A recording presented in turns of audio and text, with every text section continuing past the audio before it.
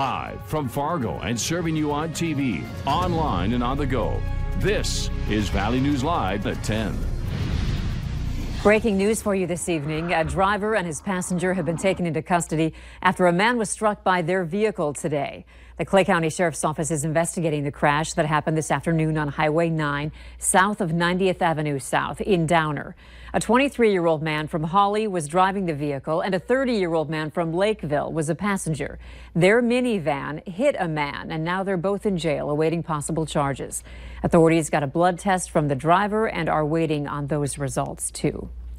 Whether it's for exercise or just for fun, running is a part of a lot of people's lives. But the story of Molly Tibbetts, the Iowa college student who vanished after going out for a run and was later found dead, is sparking a conversation about safety, especially for anyone who runs alone. Valley News Team's Katie Opperly dives into the risks of running and how to stay safe. We've had instances in different states that are relatively close here where women have been abducted and hurt and sometimes have gone missing and been killed.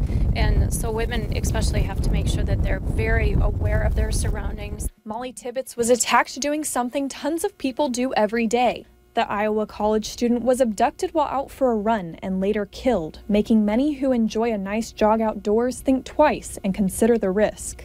I strongly suggest that anyone who is out running that they take some sort of course just so that they have the basics to keep themselves safe and defend themselves if they have to. Sue Bursch is a runner and race director for Go Far Woman Run. She recommends that women stay aware of their surroundings and take extra precautions. You carry pepper spray, keys you can use as a defense mechanism. She also says having someone with you is a great way to stay safe. You need to keep in the back of your mind.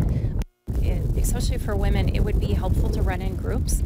If you're running singly, you're more of an opportunity for somebody to take you. Fargo Running Company owner Clay Twigg says finding a group in the FM area is a great way to have fun and stay safe while you are out. There's lots of great groups. We do a bunch of group runs. There's other groups throughout the week that you can find. Go meet other people. That's the biggest thing. Whether you carry protection or run with a buddy, safety is key.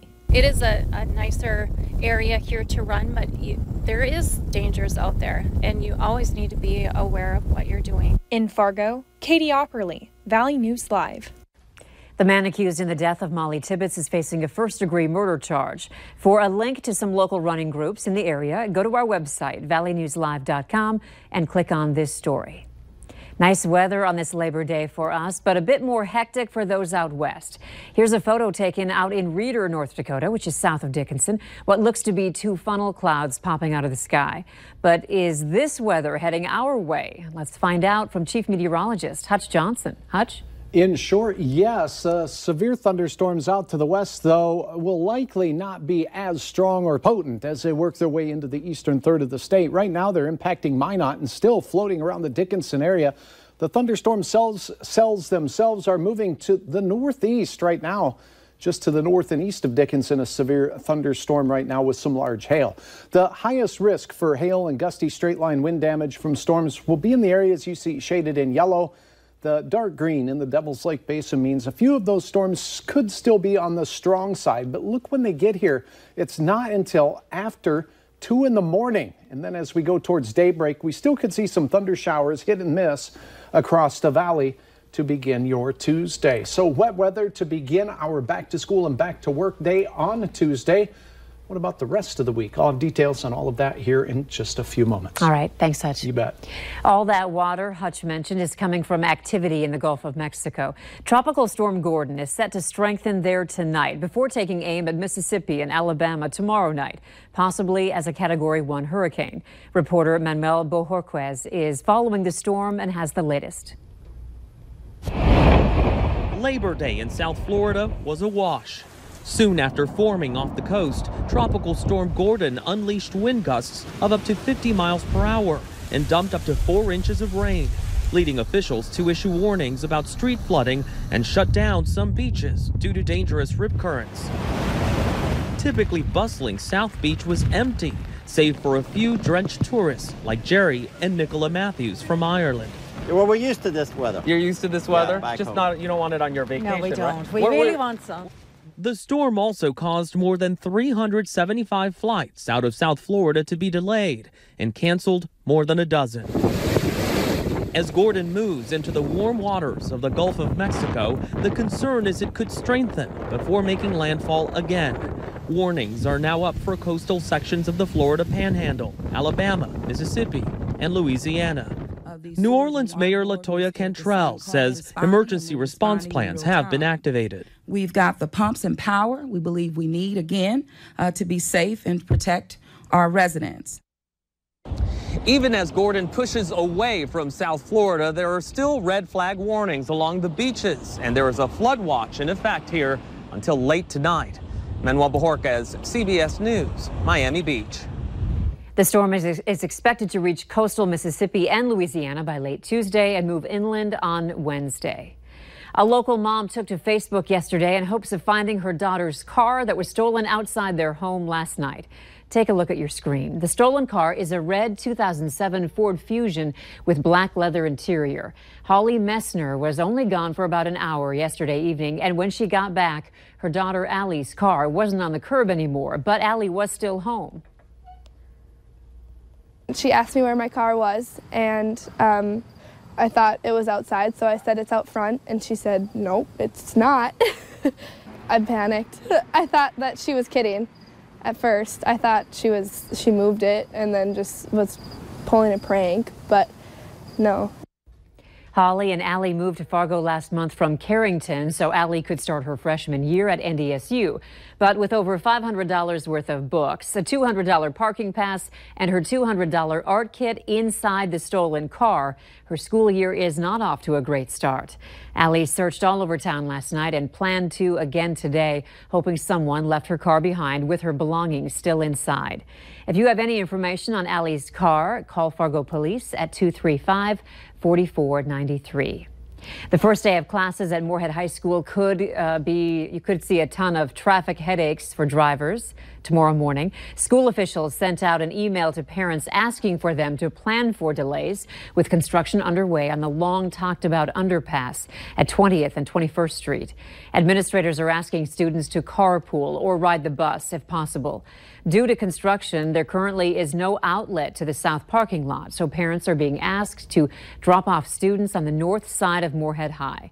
Also, there are lane closures both north and south of the construction zone. You're advised to use Highway 10 and 12th Avenue South as detour routes and allow yourself extra time to get through the work zone. The underpass project is expected to take about 2 years to complete. Also, Moorhead police are reminding drivers to be careful around schools for the first day of classes tomorrow. Authorities will be monitoring school buses to make sure people are stopping for the stop arm. If you don't, you could pay a minimum of $500 in Minnesota. And those extra police patrols will be watching for other traffic violations, saying anyone who violates traffic laws in a school zone will be fined. Those fines start at $125. After having a baby, some mothers may be anxious to get back into the gym, but doctors are reminding new mothers to take it easy before reverting back to the same routine they had before pregnancy. Valley News Team's Abby Furchner has more. From feeding and carrying a human being for 9 months, new mothers may be excited to begin exercising again. But while most mothers are able to start light workouts just 6 weeks after pregnancy, it's okay if you need a little extra time. If a woman has a normal, healthy pregnancy, they can probably start kind of low impact, maybe light walking within a few weeks. But if they have complications with their pregnancy, like high blood pressure issues, blood loss, that kind of limits how soon they could start. But when you do get the green light from your doctors, it's important to ease back into your exercise programs. Dr. Krebsbach recommends most patients to start slow and steady, but also making sure you're giving yourself a variety of different workouts. Even just a walk, a brisk walk, elliptical machines, using the treadmill, riding a bike, all of those are great for aerobic activity, but then some weight training is also good to develop muscle and to maintain muscle. And it can be as easy as, using your own body weight. Strength training is especially important for moms who are still breastfeeding, as it helps minimize bone loss. Some of the hormones are a little bit different, and you're at a little bit higher risk for decrease in bone mineral density because of the low estrogen state. So keeping your bones healthy by keeping the muscles healthy and keeping them strong is kind of an important point. It may be hard, but Dr. Krebsbach wants to remind moms not to expect to see instant results and to give their bodies time to adapt. You may not have that fitness level that you had, so if you go out and push it a little bit too hard right away, you may suffer for that for the next few days, and it might be frustrating to not want to continue. Maintaining a nutritious diet can also be beneficial to increasing muscle and reaching your goal results. In Fargo, Abby Furchner, Valley News Live. It's recommended that new mothers start their low-impact exercises 2 to 3 times a week and can gradually increase as they build up strength. If you do experience any complications during exercise, contact your doctor right away. A playing card dress is taking home the top prize at the Minnesota State Fair.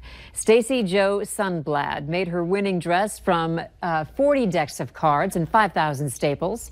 Sundblad is a 4-H'er from Carver County and a budding designer from Mayer, Minnesota. She made her stunning playing card dress from donated decks of cards attached to a dress she bought at Goodwill for $7.